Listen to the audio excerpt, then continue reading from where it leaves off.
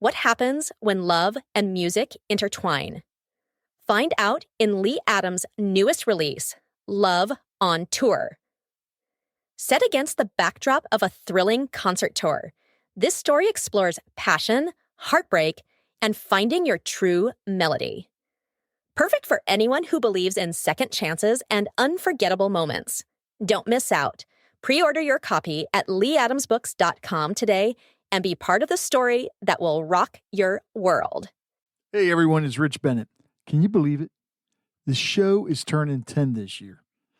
I am so grateful for each and every one of you who've tuned in, shared an episode, or even joined the conversation over the years. You're the reason that this podcast has grown into what it is today. Together, we've shared laughs, tears, and moments that truly matter. So I want to thank you for being part of this journey. Let's make the next 10 years even better. Coming to you from the Freedom Federal Credit Union Studios, Harford County Living presents Conversations with Rich Bennett. Slow pitch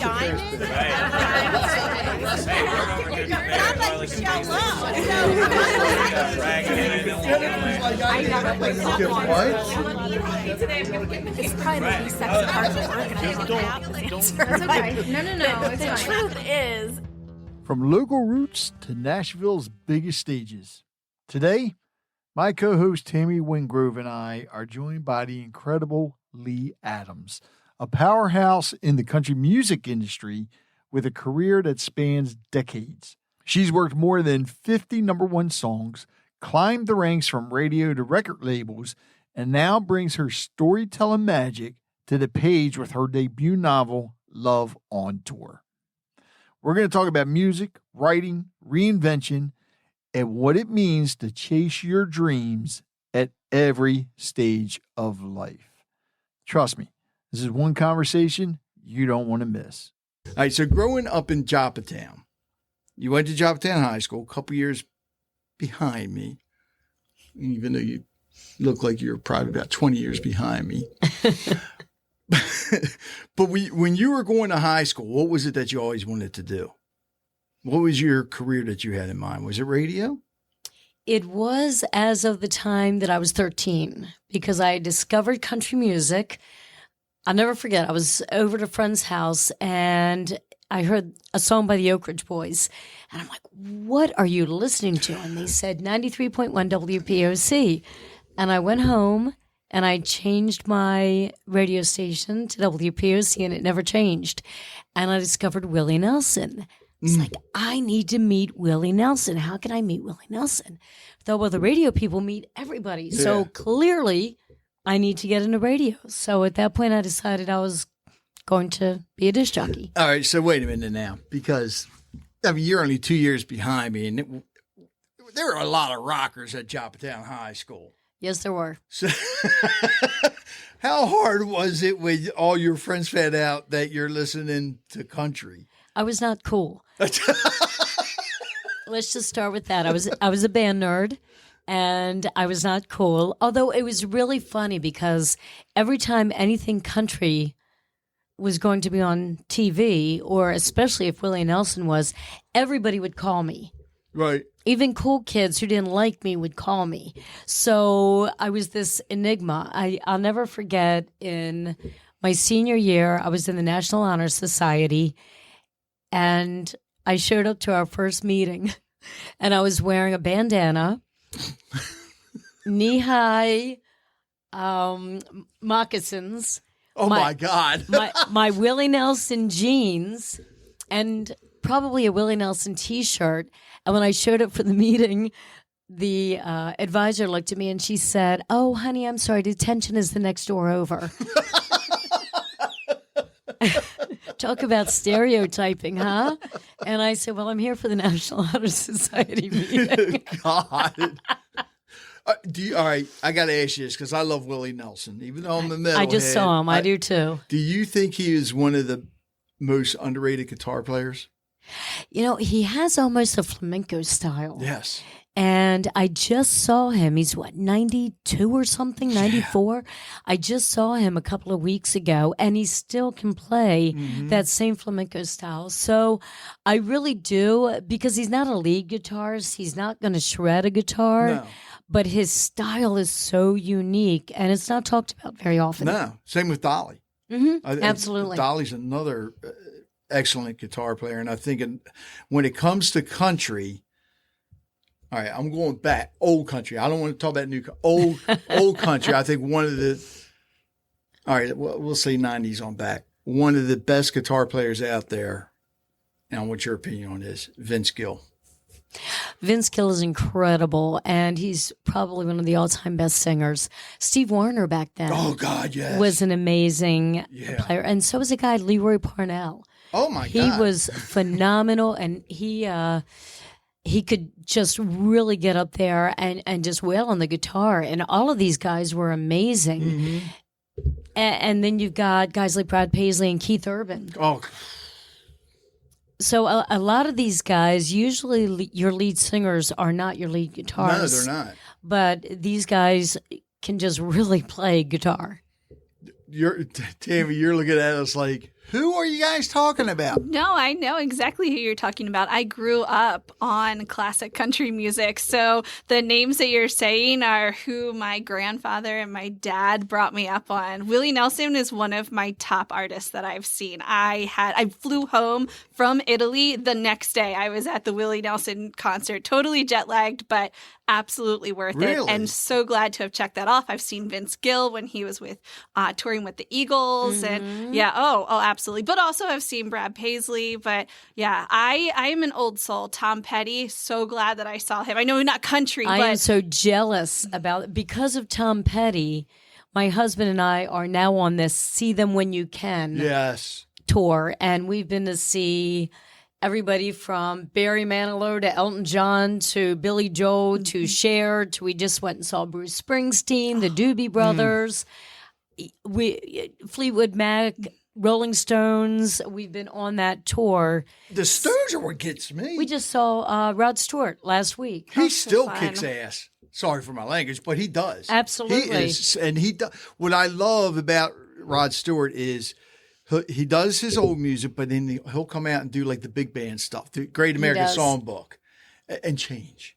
It's one of my sister's and the women favorite. who play with him and backup sing, they are amazing musicians, phenomenal singers. It was a really great show.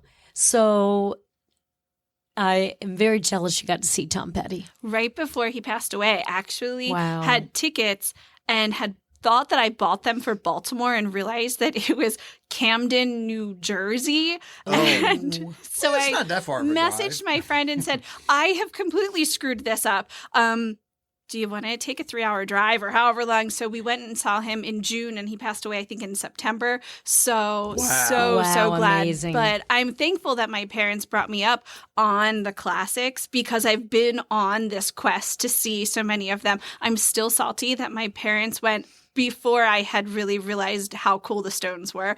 And they went and saw him. I was still in high school. And I still say, why didn't I get to go? You should have taken me so I could appreciate this. But, all of the classics. I've had a Mick great time. Is still amazing. One of my artists, Lainey Wilson, opened for him in Chicago. Really? Last summer. So Randy and I flew up for it. And an amazing experience, first of all, for her to watch her get out there and duet with Mick Jagger was just amazing. Oh, she did a duet with him? She went out and sang with him, absolutely. Wow. So it was amazing. And just to see her open a show like that, and then to get to see the Stones afterwards. See, now, if I was her and Mick, I was able to, that's how I'd be with Mick Jagger. I mean, he is like, when it comes to the rock and roll, and he's like one of the gods. Oh, he is. He absolutely is. And I'm sure she was like that. She, being a professional performer, she absolutely performed. But when you would talk to her about it, she'd be like just overwhelmed that got to happen to her. What was your first concert? My first concert that I really remember, well, this is odd because my dad used to work at the Hunt Valley Inn, which I believe is now a Marriott property out in Hunt Valley. McCormick Spice Company owned it at the time, and my dad worked for McCormick Spice Company. And they had a guy coming out to sing, and they didn't have a lot of people coming. So they called various people at the office and said, bring your families, bring everybody. And it was Hank Williams Jr. Oh, come on. And it was before his accident when he was still doing his daddy's music. So we actually went to see him back then. That is the first concert I remember going to, but it was in a very, very small venue. The first actual big concert I remember seeing was Willie Nelson at Merriweather Post. I was 15. That's the one where Jimmy Carter came out and sang Georgia on My Mind with him. The president? Wow. Yes. Get out of here. Yep. Really? Yep. I didn't know he could sing. They were friends. That's amazing. Wow. Yeah. Holy cow. You saw Bo Cephas? I did before he was Bo Cephas, when he was just Hank Sr.'s son. I have to tell you a story about him. So we were DJing a fundraiser, and Bob Bloom at the time was at general manager of WXCY. I know Bob Bloom, yeah. Okay. Yeah. Bob taught me a lot, especially when it comes to sales. Anyways, he brought in a CD for us to play, and it was Hank Williams III. Yes. Yes. But dummy me, as I put it on, I said, here's something from Hank Williams Jr. Jr. Like, that hit me with what I just said. I'm like, that doesn't make any damn sense. Actually, I don't even know if he's doing anything anymore. I couldn't tell you either. Yeah. Anyways, so, all right, so that you've been in music for a long time. What made you decide to write this book? They always say write what you know. And I always swore that I was never going to write about the industry for fear that somebody would think that I was writing about somebody without writing about them using their name. And I didn't want that to happen for any of my artists. But I really wanted to write about the behind the scenes people. There's so many people that never get the adoration on stage. They never get the applause. They never get the awards. They never get all of the big moments. Right. But they work so hard and they do so much and they have so much passion. And for me, those are the people that I just am in the trenches with every single day. They should be in the Hall of Fame. Oh, they really should. They really should. So I purposely made the male artist in the book unlike any artist I've ever worked with, so that nobody could say, oh, that reminds me of. So he's not like anybody that I ever worked with. Right. So once I decided that I could do that, it became easier to write the other characters. And how long did it actually take you to write this? Well, probably from actual writing to now, it's been 9 years since I wrote the first draft. Really? Wow. Yes, it probably took me about a year to write the first draft. And they say Nashville's a 10-year town for artists. Apparently it is for authors too. So I wrote the first draft 9 years ago. And I have edited and changed it more times than I can tell you over the years to make it more relevant. Right. Wow. Okay, so 9 years. And Tammie, chime in anytime you want. Actually, tell everybody what the name of the book is. Love on Tour. How'd you come up with that title? Hey, here's the funny thing. That wasn't the original title. Oh. And that wasn't the title that I gave it, but I never really liked the title, and neither did my agent. So when it got with the publisher, they were like, we've got to change this title. So I said, okay. And we came up with so many inceptions of the title, and they finally came up with this. And I'm like, well, she falls in love on tour, so that makes sense. And it's a romance. Right. So I thought, okay, that makes sense. So is this your first stab at writing romance? No. No, you've written... Although... Wind. My books have had romantic themes, but I always try to include something else with them. For instance, I purposely dealt with some of the issues that people go through, especially women, but men go through it too. Just the fact that anybody feels like they can say what they want to online, no matter how hurtful it is. Yeah. And my main character goes through some of that as she gets to know the singer and people make assumptions on their relationship and determine she's not good enough, she's not pretty enough, she's not thin enough, she's not this enough. And it can be so hurtful, and people just feel like they can say anything online. And I wanted to address that because especially when you're dealing with people in the entertainment industry, it happens. But it doesn't just happen to the singers and the actresses and the famous people that some people say, well, they put themselves out there for it. To an extent, nobody really deserves that, but okay. No. But it also happens to people surrounding them. The fans especially too, yeah. And it can just be brutal. So it's romance, but I try to include something that makes people think a little bit. That's a great idea, especially with the way mental illness is today. I think that's a great idea. A lot of people could learn from this. It was so relatable I'm halfway through, and what you're talking about right now of the main character, I think anyone who reads this has experienced in some way what she experiences, and it really makes it real life. And so you can see yourself in there between all of the experiences that she talks about.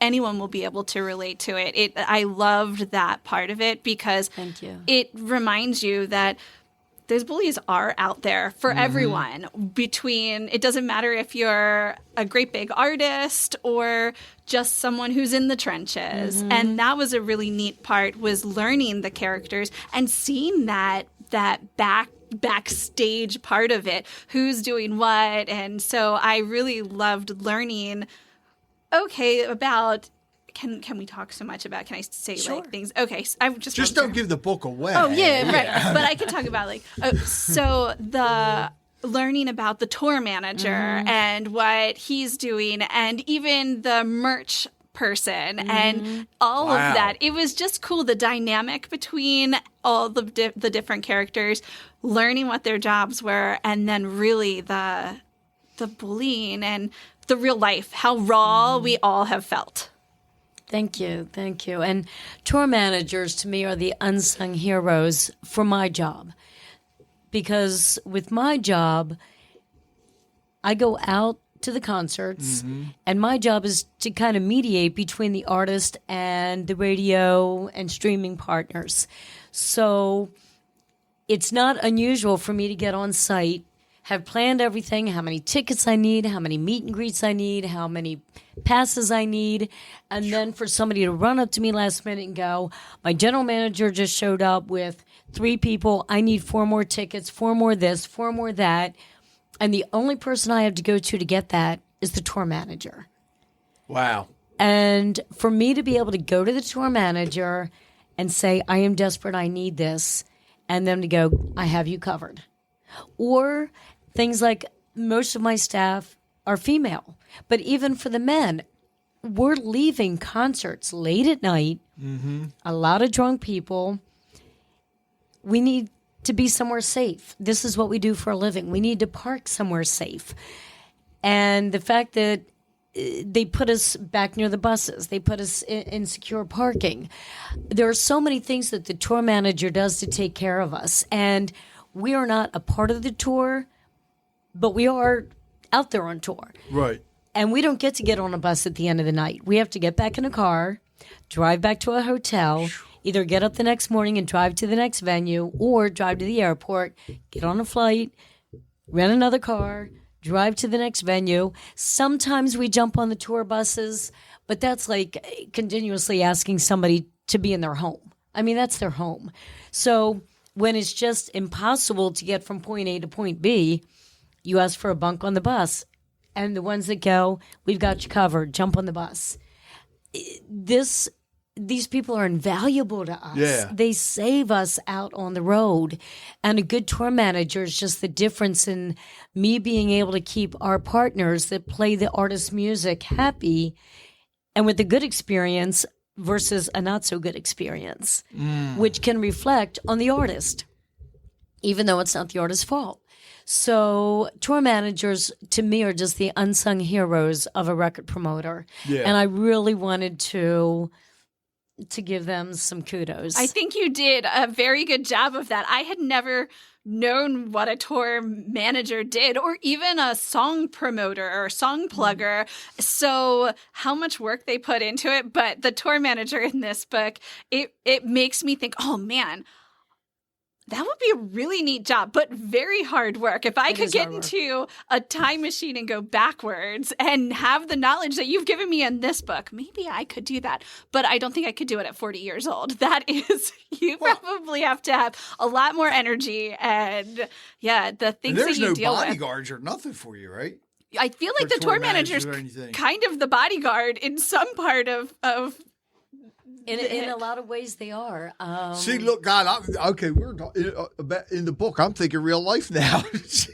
See how you got me sucked in already? In a lot of ways, especially in the beginning, before they can really hire security like that, they really are. They are the person, and sometimes we are, because before the artist is out on tour, and even sometimes when they are, there's still things that we as the record promoter do with them that don't include the tour manager or anybody else. For instance, maybe they're playing in Baltimore tomorrow night, but WPOC wants to do something with them the night before. Mm-hmm. I'm in charge of handling that. So I fly them in, and I'm that person who is doing all of it. Make sure so to get there. I have to make sure that their flights are secure, that their transportation is secure, that they have a hotel, that nobody is getting to them who shouldn't get to them. And that's a 24/7 job. It's a 24/7 job.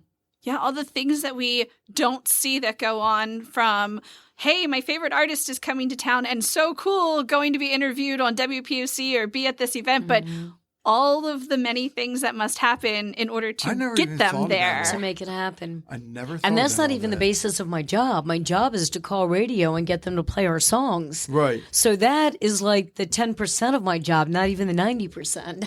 Wow. But it's a hard part of the job because, like you're saying, at 40 years old, I'm 60 and still doing a job I started at 30 and still carrying luggage through airports, backpacks through airports. I'm carrying computers. And I've got to get this in overhead compartments. It's very, very hard on the body. In fact, one of my record promoters just literally tore her ACL trying to get her luggage on a plane. No, we need to get you an entourage. I know, right? I volunteer. So how did you come up with the characters in this? I think everybody is a conglomerate of a lot of the people that I've worked with. Mm-hmm. I've known some amazing song pluggers, and basically what that job entails. I've never heard that. No, most people haven't. So Nashville is really known for its songwriting community from way back when. If you look at Patsy Cline's Crazy, Willie Nelson wrote the song. Yeah. If you look at the song that got me into country music, Leaving Louisiana in the Broad Daylight by the Oak Ridge Boys, Rodney Crowell wrote the song. So you've got this amazing songwriting community.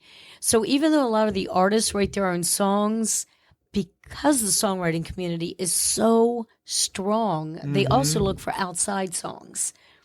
And they support the songwriting community. So it's an entirely different... It's a different methodology than maybe pop or rock, where a lot of them write all their own songs or co-write all their own songs. A lot of your biggest country artists go to outside writers.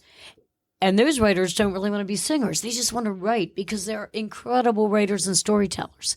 So we have publishing companies that sign writers, but you have to have somebody to take those songs and pitch them to producers, to artists, to A&R departments at record labels.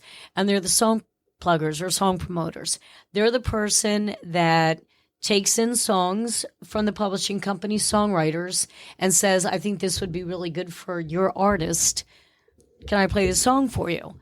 And it's a career. It's an amazing career. I wish I had known that it existed back when I was starting out. I didn't. Big difference from the beginning days of rock and roll, the 50s, where you would pay the DJ to play the songs. Tammie looking at me like, "What? You didn't know that?" I didn't know That's that now they- illegal. Yeah. Yeah, well, we know that now. has Yes. changed. It had to. I didn't know that they paid to. Well, and people would sell their songs. Yeah. I think, was it Willie Nelson's, I don't know, Family Bible or something like that. I don't know. He sold one of his songs for like $50 or something. Really ridiculously low. And back then, they would sell their songs. Now, and I don't know the ins and outs of how all the monetary parts of it work, but now there's a percentage of the income that goes to the songwriter, Right. depending on how much it's played and everything. on the radio, in clubs, on elevators, whatever it happens to be.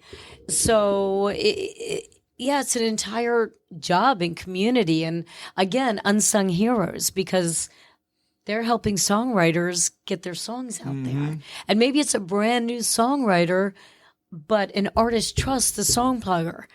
It's like, I know you've never heard of this songwriter, but I've got a song for you. Okay, bring it to me. So they're helping new writers get heard. That's one of the reasons a lot of your venues will have to pay that. I keep saying, well, it is a music tax, right? I guess kind of. They pay to ASCAP and Yeah. BMI and all. So this way, the art, because this has been going off the book here a little bit, but this has been a big pet peeve of mine when you have DJs that do the clubs, weddings, and all that, that'll charge for their services and then stream the music. Say, no. And don't pay for it. Say, no. If you better be paying for it. If you're charging, you pay for it. Sorry, that was my. That's okay. That was my rant. That's just. Irks me. I wish that they, ASCAP, BMI, and I forget the other one, would start doing that with DJs, have them pay. I think the other one is CSAC, isn't it? Yes. Yeah. That's the third one. Yeah. It just, so with the book, what was your favorite part of the book? You got to have you know what? Wait a minute, Lee. Let's do it this way. What's been your favorite part so far, Tammie?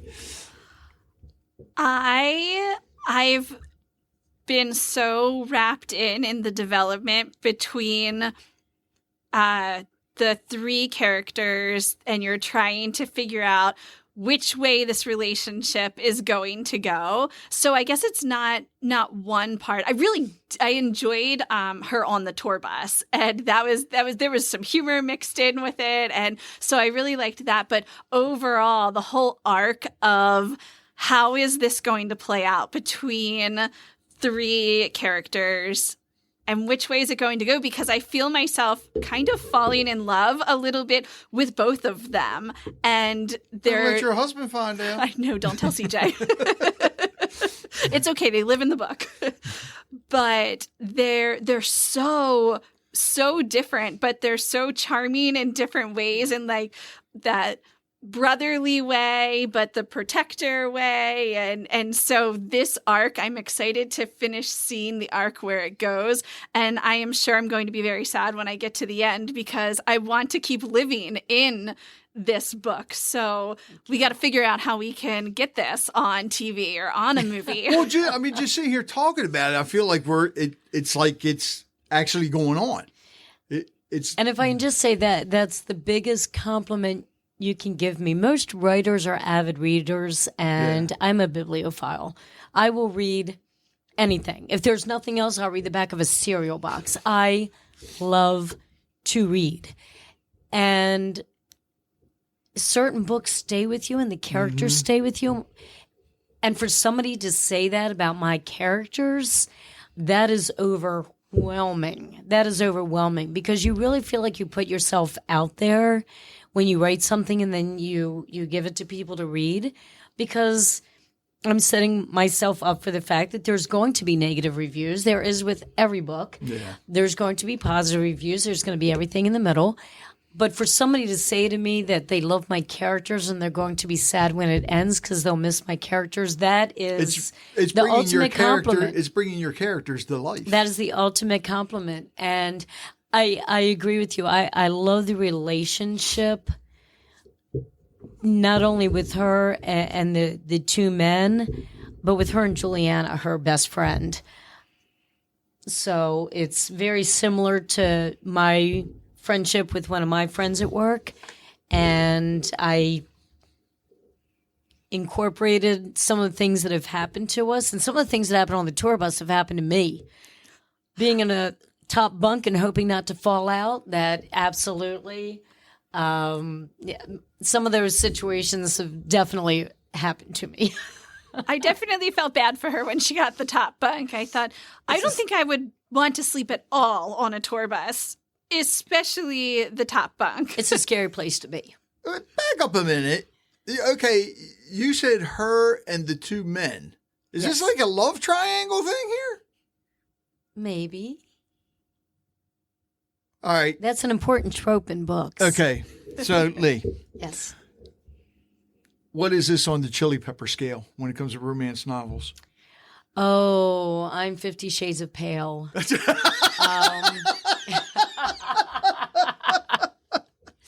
I am very much fade to black. Oh, God. I think that it's very nice. I'm not spicy. I want to be able, I feel like when I'm reading, even though my children can't read, my 10-year-old can, but my other two are now 6 and 3. So they have no idea what I'm reading. But sometimes if you read something that's a little too spicy, and like, oh, can they read that? Did they know? So it was I thought a very nice mixture of, it gave you a little, ooh, this is, So this is something that a teen could read as well. Oh, I'm sure teens are reading much worse. Well, that is true, too. Never mind. I am absolutely certain of that. Absolutely. This is, like you said. It has some colorful language, but I Which didn't makes think it more real, I think. it's an industry full of colorful language, and I Yeah. didn't want to make it inauthentic. Right. And at the same time, I didn't want to have so much of it that it was in your face. So It All was a good mixture where you mix it in, and then because I don't always want to read every single page. Like, oh my golly, you have a lot of stamina to just go on for 300 pages of just about that. But so life and life. So with the book, and don't worry, they're not real, so they're not going to be able to yell at you. Who is your favorite character? And why? wow. That's a tough one, but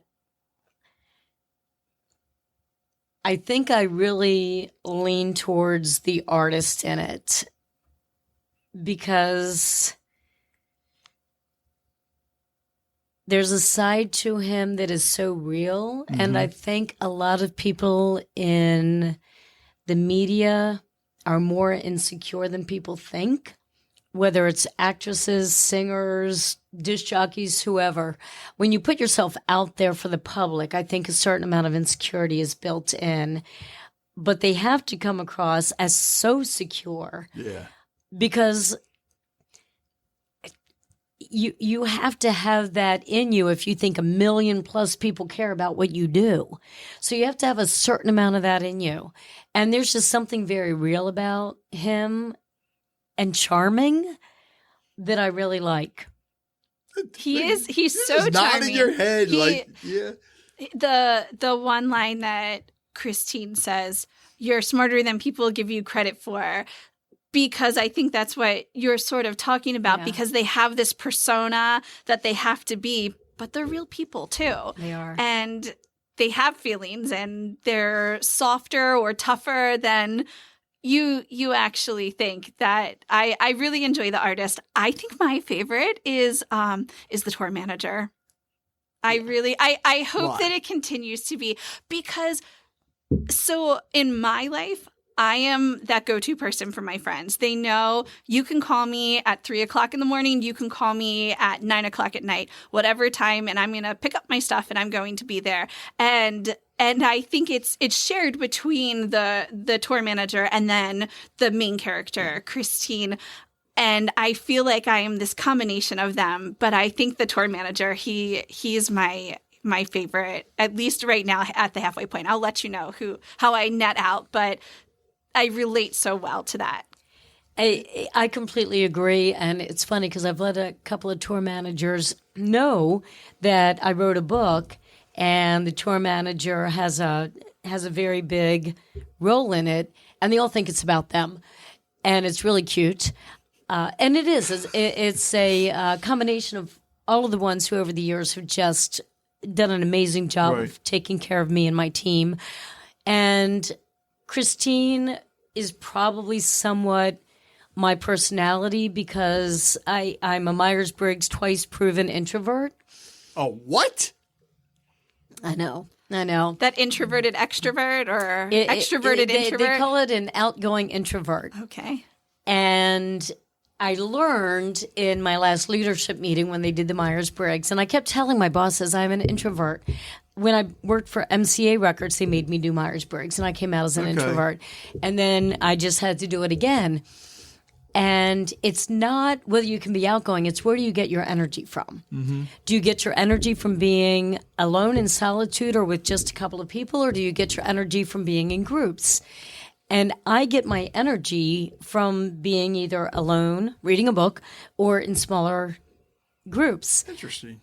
So it is, because when we did it, there were only 2 of us out of everybody in the room. So most people in the entertainment industry are not introverts, they're extroverts. Right. So it's been a bit of a dichotomy for me, having to always be out there, the life of the party. I mean, I'm a non-drinker, I'm a non-partier, and I'm in the entertainment industry. I just happen to love country music.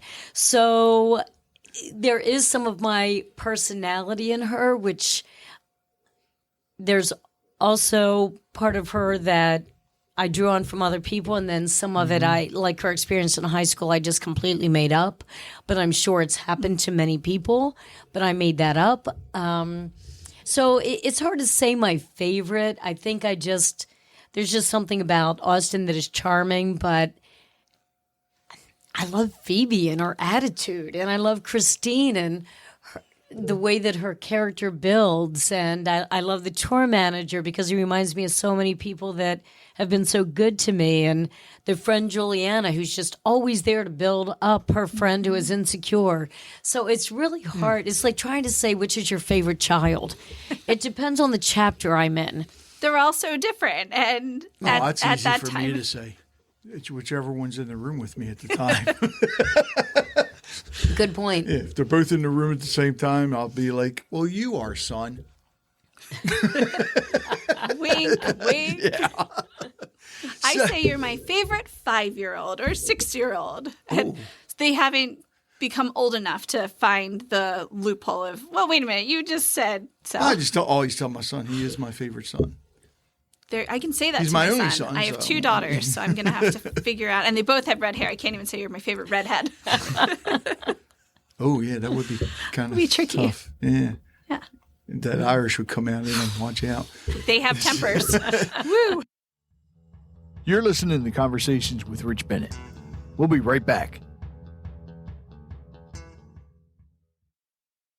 One thing I've always believed in is trusting the people you work with. That's why when it comes to upgrading my home with new windows and doors, I'm going with Window Depot of Baltimore. They're a family-owned business, and I trust them because they deliver quality products at unbeatable prices. What really sold me? Besides Mike being so friendly, they're triple pane windows. These things are a game changer for energy efficiency, keeping your home cozy in winter and cool in the summer. Plus, they reduce outside noise. That's a huge bonus when you're recording podcasts like I do. And it's not just about the windows. Their entry doors, incredible. Whether it's fiberglass, steel, or something custom, Window Depot has you covered. So if you're thinking about upgrading your home, trust me, they will take care of you like family.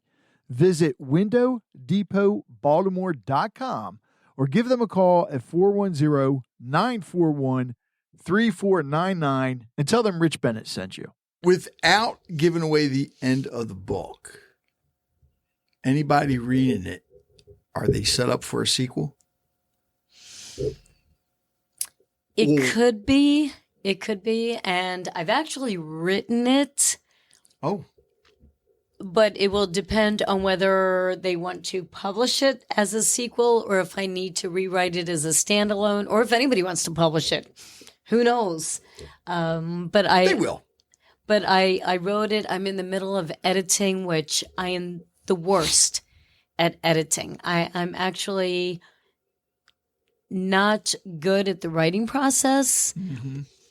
I envy those who outline, who have Post-it notes all over that house. I remind myself of Forrest Gump when he started running, and he didn't really know why he started running, and he didn't really know why he stopped.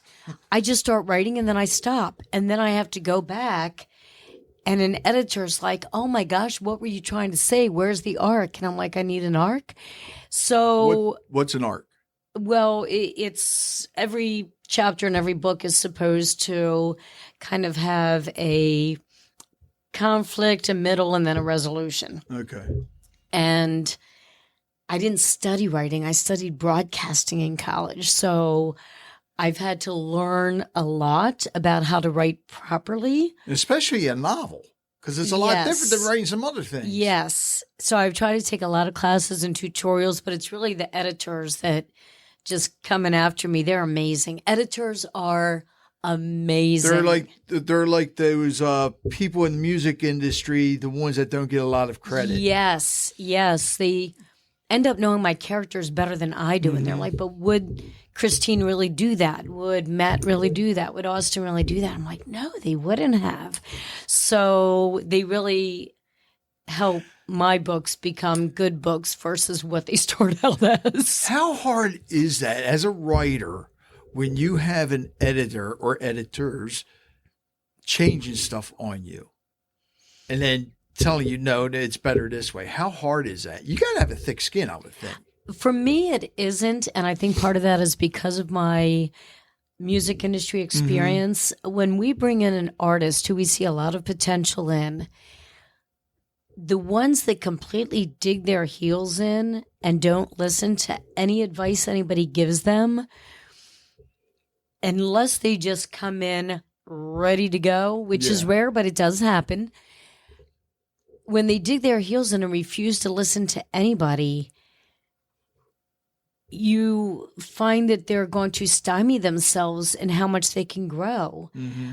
Versus when the ones come in and say, I can't change inherently what is authentic about myself, but I see why I need to do this, and this.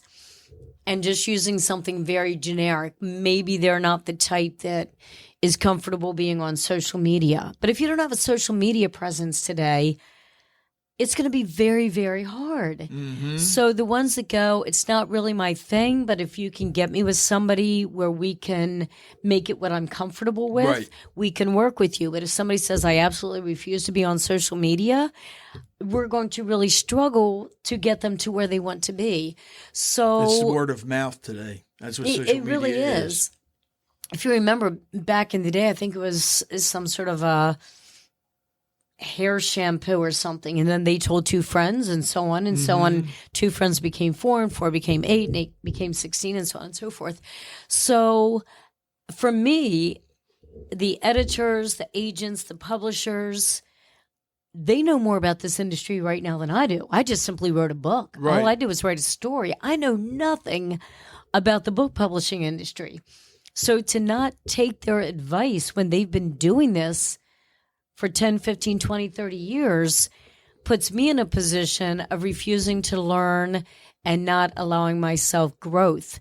The only thing I won't do is if it goes against inherently my beliefs or anything that I feel is harmful, which nobody has ever tried to do. But if they did, then I would absolutely say no. And you have to, because you are your brand. Absolutely. That is you, and you got to stand behind it 100%. It would have to be something that I just said, I'm sorry, but yeah, absolutely. I just don't believe in that. Yeah. And nobody's ever tried that. So, but that's what it would take. Right. So absolutely, I listen to them, and they brilliantly have made it so much better than I ever could have on my own. So which came first, the editors, the publisher, or the agent for you? Because I know sometimes the publishers will provide the editors, and sometimes you got to find your own editor. I had the first draft, I believe, edited first. And then I did a tutorial with an agent who liked the theme of the book. And then she had her editors get with it. And then I signed with the agent, and then she helped me find a publisher. So all in all, when you found from the first editor to getting it published, how long was that time frame? 9 years. All right, let me rephrase that. From finding the agent to getting it published, how long was that time frame? Probably 8 years. Yep. Because Good Lord. yeah, but you have to remember we went through COVID. Oh yeah, We went through so from about 2020 to 2022, it was really hard to get much done. Yeah.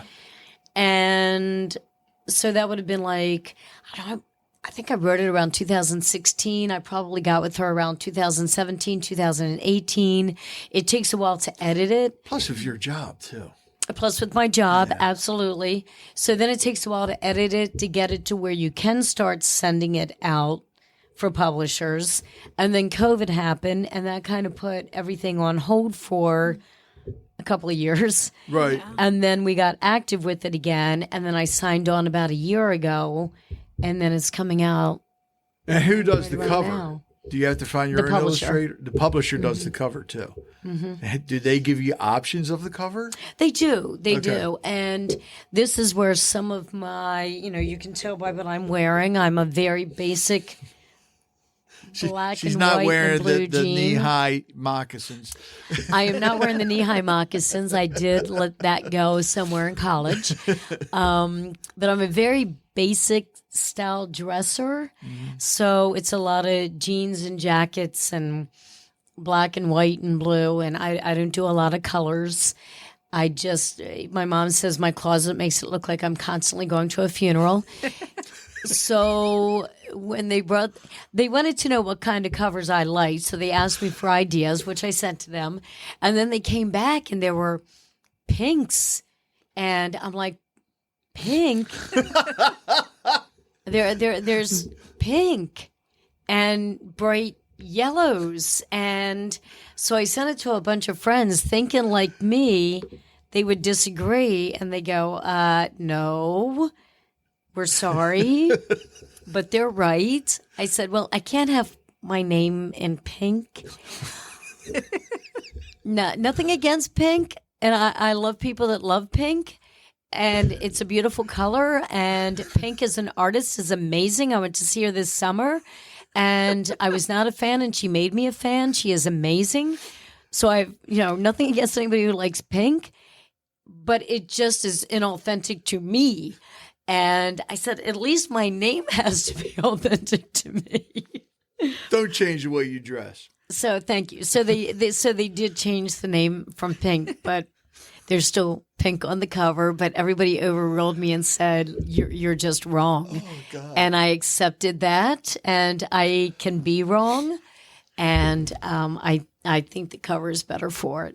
I really like the cover. Is that your feeling of, I can't have the pink, this is not who I am? Is that a little bit of your inner Christine coming out? Where, Yeah. as you're saying it, I'm thinking, I could see Christine saying, no, absolutely not. And then Juliana and Phoebe are going to come in and overrule. And You have to wear pink. Yes. And that is absolutely my one friend that I work with. She would be like, no, you need to buy the pink dress. You have to wear the pink dress. And she would convince me to do it. And we go to some award show or something with her looking like $1 million. In fact, every time she's going to know if she hears this that I'm talking about her, but I'm going to keep her name out of it. But every time we go somewhere, and in fairness, she's 15 years younger than me, but we've been extremely close for many, many years. And every time we go somewhere, people go, "Are you her publicist?" I'm like, "No, I'm not her publicist." And we even did a long weekend. oddly enough, she had to be in France for business. I did not. I am not that important. But she said, yeah, I go to places like Albany, New York, and Syracuse. And she said, would you come over and spend a weekend in Paris with me? And I said, sure. So I flew over, and everywhere we went, people were like, is she famous and you work for her? I'm like, no. Or my favorite, are you her mother? Oh my God. That one was very, very painful.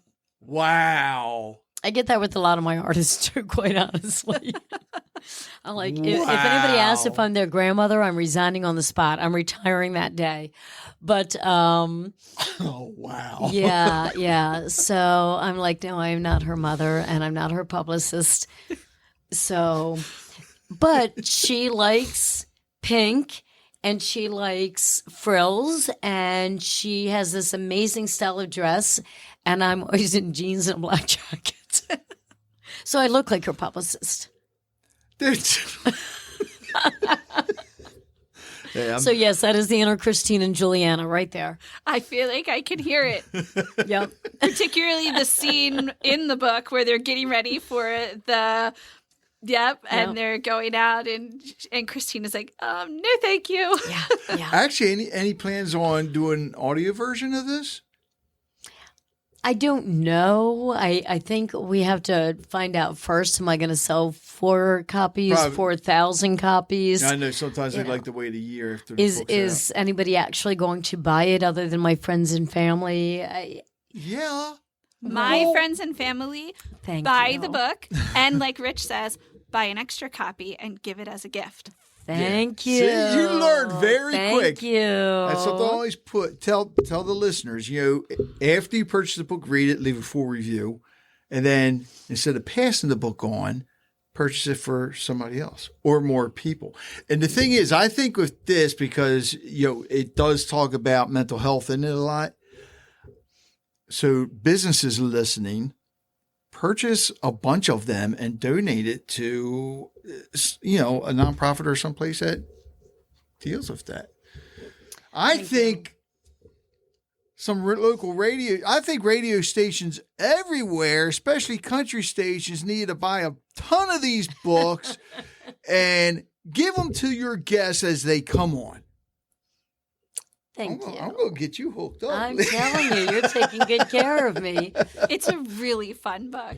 It's Thank you. fun. And I know I had said I could see, I'll be sad when it ends, and I could see a movie, but I do really want to know who's playing Austin and Christine. Oh, Christine, I don't know. So if you have any recommendations, I will take it. I have already decided that the main character, Austin, will be played by Alexander Ludwig. Okay. who's that? He was Bjorn Ironside. Oh, no, I'm Vikings. watching that now. I love that show. Sorry. I'm looking him up right now because I have Yeah, a big picture guy. of Alexander Austin. Ludwig. He's also a country singer. Is he He really? is also with our company, and he's also become a very good friend of mine. Really?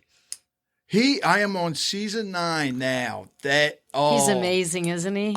Yes. Although that whole show is I always amazing. tease him, and I tell him, I go, I'm sorry, you're just too young, but Ragnar.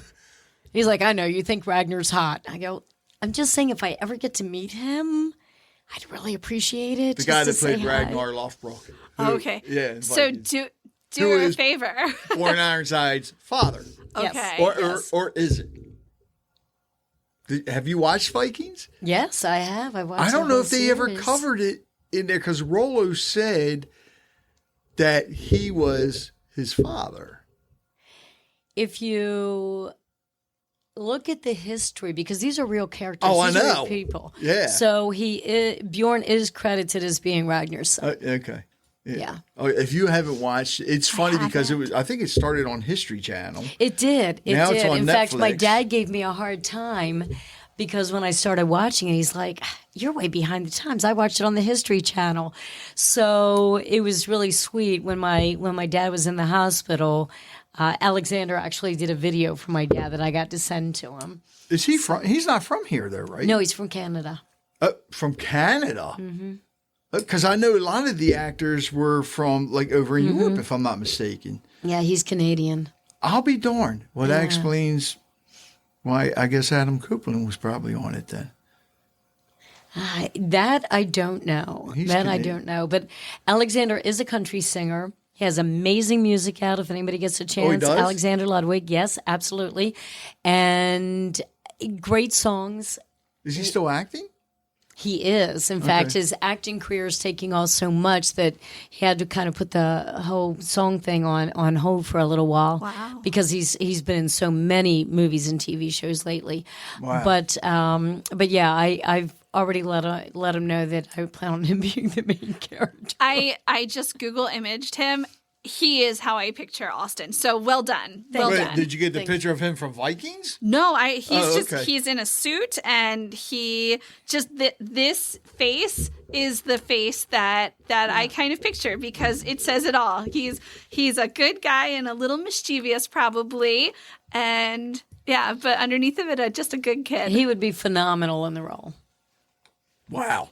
But if you can think of people to fit the other, Okay, I'm gonna crank on it. yes, please do, because Absolutely. I struggled for that. And that's one of the things that the publisher asked me, who do you see Yeah. as so that they could get an idea for the cover. And outside of Alexander, I really didn't know. Okay. So they called Alexander up and said, we need you to pose for this cover. Wouldn't that be something? In pink. In pink.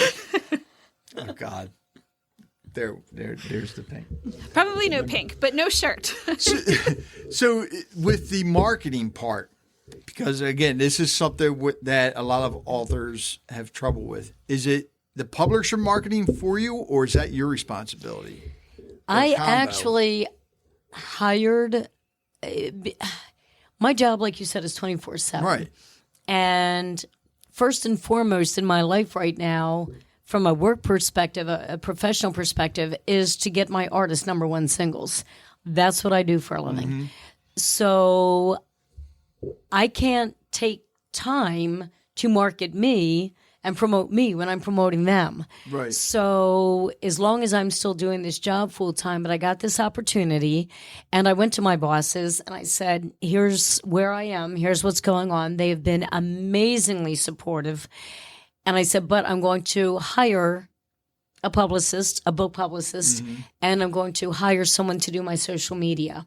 So I hired people to do that. Is that who I got the email Yes, from? that's who you heard from. Okay. So they made me fill something out that was like a 5-step if you were going to hit on audiences that might have an interest in you. And of course, Right. I was raised in this area. So right away you came to mind because I know what thank you do here. So I had put you down. And then up where I live now, there's a radio station where the guy was like, yes, we can work with you. I did hit WXCY. Same Okay. reason I'm from here. Shippensburg, my college, they've been putting things in their newsletter. Nashville, of course, because that's the community that I work in. So they've been hitting all of those people. So I hired somebody to do that. I have to obviously do the work. I still have to come here and do Right. the interviews, fill out the Q&As, but they're doing the legwork of it. All right. So do you have the ability to actually record from home virtually on other podcasts? No, No. So you would need, do you have good internet? I do. So you need a microphone that plugs into your computer and headphones and a webcam. I have headphones for my radio day, but they're probably so antiquated at this point that it would be amazing if they even worked. Because I can get you hooked up on podcasts. Okay, good to know. Everywhere. And I can let your publicist know that. That would be phenomenal. I mean, I had one author on for her first book, and she was using a service where I get a lot of my guests from. And she did what we call the podcast circuit, going on podcasts throughout the world. And she sold thousands of books. That would be And amazing. now she just released her Thank you. first book and doing her own podcast now. And Terry Brown, I'm talking about you, dropping names. Please drop any. You know, the funny thing about what I see with singers, and I love this about singers, is that they really support each other. Yeah. and I said I wasn't going to talk about any of my artists, but because she has talked about it, I'm going to. But when Lainey Wilson first came to town, she lived in a trailer. Really? Wow. And she hauled the trailer to town. Her dad made her learn to back it up, do the whole bit. Wow. So she lived in a trailer for the first 3 years, just a bumper pull trailer. And she started writing in that trailer with her good buddy Luke Combs. Really? So when they first get to town, all the ones that are trying to make it within the same time frame become really good friends. Yeah. So her peers are people like Luke Combs. And I'm noticing that writers do the same thing.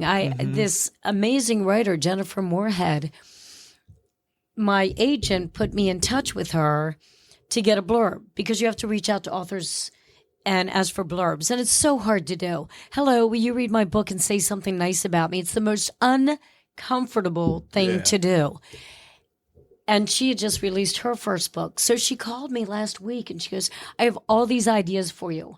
Let's sit down and talk. And she just gave me this myriad of ideas. She's so paid it forward. And I don't even know how I can pay it back other than say, if you like mystery writing, go buy Jennifer Moorhead's book, Broken Bayou. Because I'm noticing that other authors are now trying to help me. And years ago, I discovered an artist, Tracy Garvis Graves, and I saw her book On the Island in the airport. And when I discovered that so many agents had turned her down, that she self-published, and it went viral, and she sold 500,000 copies. Wow. And then, of course, got a huge book deal. And I reached out to her because I was trying to figure out how to get it. And I was getting rejection notice after rejection notice. And she became an acquaintance. She answered me. She talked to me. And when I went to her to ask for a blurb, she was like, absolutely. So authors support authors. There's another, he's mainly a young adult, a YA author, Jeff Zentner. And Somebody just told me about him. Oh, he's a great guy. He is based in Nashville, and he wanted to write about a country singer. Right. So he reached out to me because I had reached out to him, and he said, can you just help me with some behind the scenes information? And quite honestly, I told him I haven't read the book because I didn't want in any way when I was editing to subconsciously incorporate anything. So I still haven't read that particular book, but he's been such a great help. So that is awesome. So please plug any author that you would like to. I just love talk. I love talking to people, period. But a lot of those people, the authors, and even we've had some celebrities on. Well, like I told my niece, define celebrity. Movie stars on, I guess you could say. But to hear their backstories is what I love to hear. Because everybody hears the same stuff all the time. But to hear their backstories, it's just, oh, man, I like Alexander Ludwig. I had no idea he sang. Holy cow. Now I'm going to have to go find his music. The funny thing is I didn't either. And I realized that some of my friends in the music industry were posting pictures with him while I was watching Vikings. And I'm like, okay, I don't know how you know Bjorn Ironside, but you have got to introduce me. And they said, we would love to. And then I saw that he put out a song, and I'm like, oh, please don't let me hate this because I wanted to like it so much. You thought it was going to be like that Viking metal? Well, I knew it was country. That's a thing. But okay. So I heard the song and loved it, and I called the guys, and they were about to go on stage that night. But I'm like, I don't know what's going on with Alexander Ludwig, but I went in. They said, we were actually going to call you next week. So that's kind of how I ended up. Have you seen him perform? Oh, yeah. Yeah, he's great. Really? Yeah. All right, now I got to pull up some videos. Absolutely. Yeah. He is. It's just, you got to watch that series. Okay. Because the characters in and the one that plays his mother. Oh, I love her. And I think she's the producer and director. Oh, is she? I believe so. Well, she was also in one of the Fast and Furious or whatever. But they're just characters that you get hooked into and you fall in love with. So her, Floki, I love love Floki. Ragnar, of course, Dorn Ironside, and I don't know why, but Ivar. Dorn's Okay. other brother. Yeah, It's yeah. just something about him that just sucks you in. And you fall in love with him. Yeah, so Alexander would be Austin. I absolutely agree. Having not seen Vikings or heard his music, just his face is who I picture when you describe him. So, yeah, I'm excited. But now I'm going to watch Vikings. My father-in-law, I'm so sorry, Pop. I know I said that I'm going to watch it, and I just still in haven't. the show. He's in a lot of things. He was in Bad Boys. He was the first Hunger Games. Okay. I didn't know that. I Yeah. saw the Hunger Games movies and read the books. Remember the guy in the Hunger Games who was favored to win?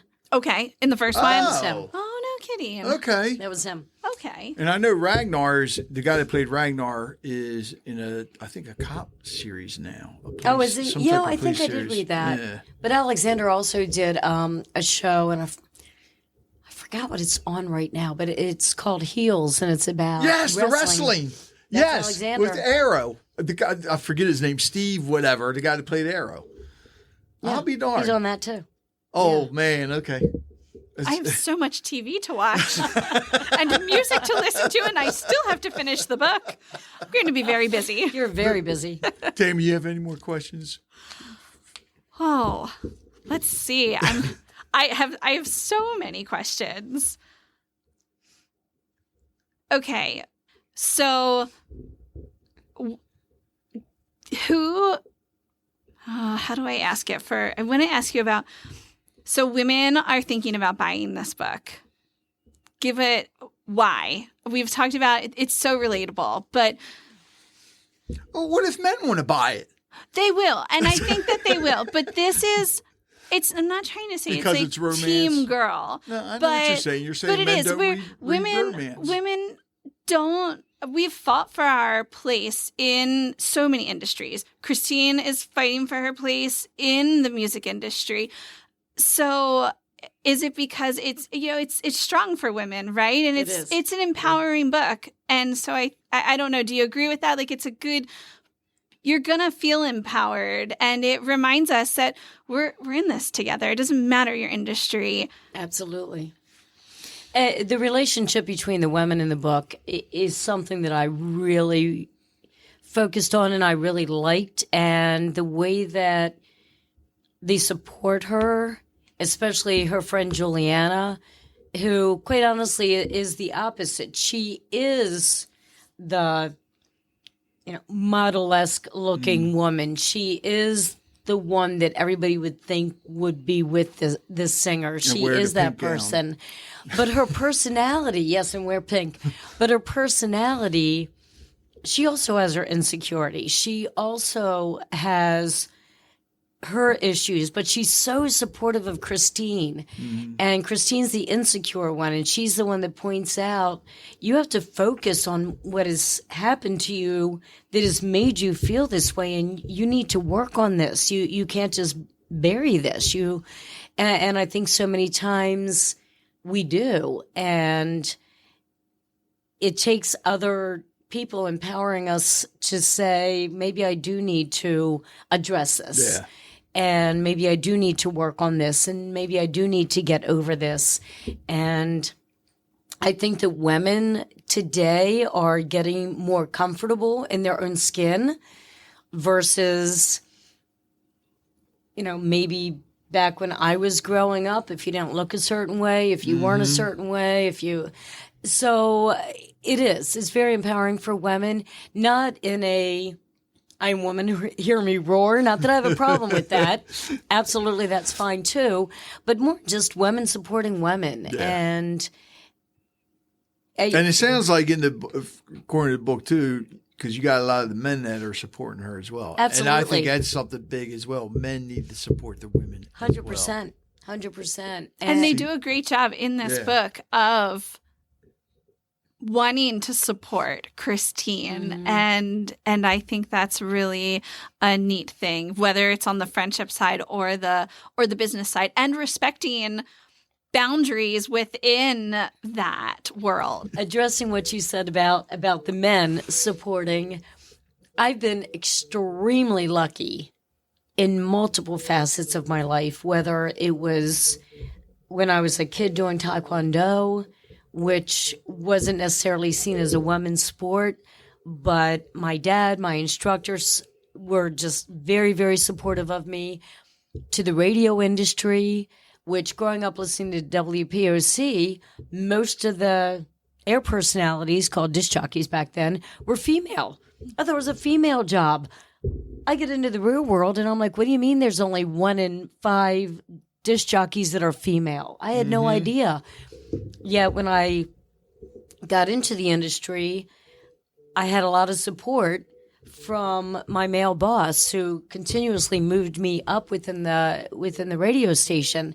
And then when I got into the record world, I've had male bosses who have continuously put me in higher positions, and male artists who have really treated me with a ton of respect, for my opinion, for my thoughts. So I have been, and I had a father that really did the same thing, not only for women in his industry, but for my sister and me. So I've been very, very lucky in that respect. And I wanted to show that in the book, that it's not just women supporting each other, but women supporting the men and men supporting the women. Yeah. That it doesn't have to go down lines, that it's just everybody supporting everybody. And that's what I have felt in my life and my career, and I'm glad that you recognize that. Yeah, and if more people can get on board with that and build each other up, it doesn't have to be, like you said, always, I'm woman, hear me roar, or he, man, like just let's work together, see the beauty and what you bring to the table. And that's neat because the characters see what each of them brings to the table and have built each other up. Yeah, and their group of 5 just really support each other. Mm-hmm. Yeah. Well, 2 questions. Yeah. Number 1, tell everybody why they need to buy Love on Tour, or why they should. I think it goes back to what we've been saying, just about the relationship and the friendship. And I think in so many situations, whether it's a work situation, whether you're on PTA with somebody, whether you're in a church group with somebody, or whatever it happens to be, we find our group. We find the people who support us. We find the people who make us better. And I drew from my experiences of people who I feel have made me a better person and helped my growth throughout the years. And I tried to borrow from that and make these characters do the same for each other. And I think we all have those people in our lives. Yeah. And I think it's a shout out to the people who make us better because they see something in us that maybe we don't. All right, so you ready for this? Yes. You sure? Maybe. It's a hard question. What's the next big thing for Lee Adams? Wow. My next vacation, walking the Camino and hoping I can make it over the Pyrenees Mountains. Take a microphone with you, or just take your cell phone with you, and we'll record while you're doing it. No, go ahead. Yeah, it's so hard to say because so much of what I do is tied into what my artists do. And from a personal perspective, probably within the next 5 years, retirement, and focusing more on, retirement from the music industry, to focus more on fulfilling some of my dreams, whether it's my writing or whether it's just more trips with my husband or whatever it happens to be. I love my job. I love my artists. I love my work. But you get to an age where you realize that if you don't do some things now, you're not going to get a chance to do them. And it gets here really fast. For all of you thinking I'm only 30, it gets here faster than you think. And I think that's I've got a lot of things I would like to do. Age is nothing but a number. I mean, look, how many people do you know that are 60 that are still out there water skiing? I love to water ski. Not a lot of people are doing that still. A lot of people be too I mean, I would get out there and try it again. Come on. I'd probably get I dragged. live on a river. Come on. But, I live on a river. Come on. I know, but There we go. I love to water ski. Come on. Come to my house all summer long. I'm afraid you might just let me drown. Nope. It's like, quick, cut the rope. It's Rich. Cut the rope. Cut the rope. Everybody wears a life jacket. We're very, very safety conscious. Okay, And it's not a seat from a plane, right? I was going to say, It's not yeah, a she'll seat give from me a the plane. seat from the plane. That's my life jacket. It is not. Lee, thanks so much. Tammy, thank you. Always good seeing you. Thank you. Thank you both. This means so much, and that it's my hometown means even more. So thank you. Oh, my pleasure. Thank you for listening to the Conversations with Rich Bennett. I hope you enjoyed today's episode and learned something from it as I did. If you'd like to hear more conversations like this, be sure to subscribe to the podcast so you never miss an episode. And if you have a moment, I'd love it if you could leave a review. It helps us reach more listeners and share more incredible stories. Don't forget to connect with us on social media or visit our website at conversationswithrichbennett.com for updates, giveaways, and more.